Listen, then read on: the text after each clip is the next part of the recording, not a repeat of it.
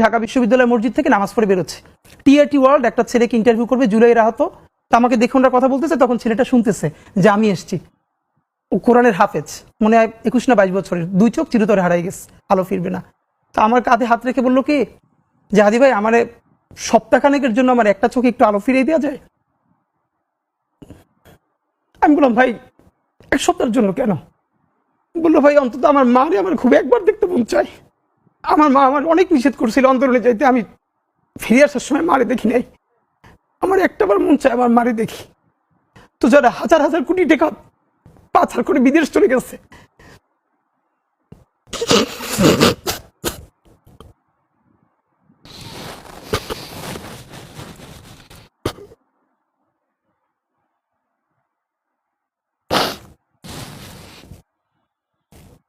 টিস্যুদের ব্যবস্থা করেন। সরি ভাই। Please take your time.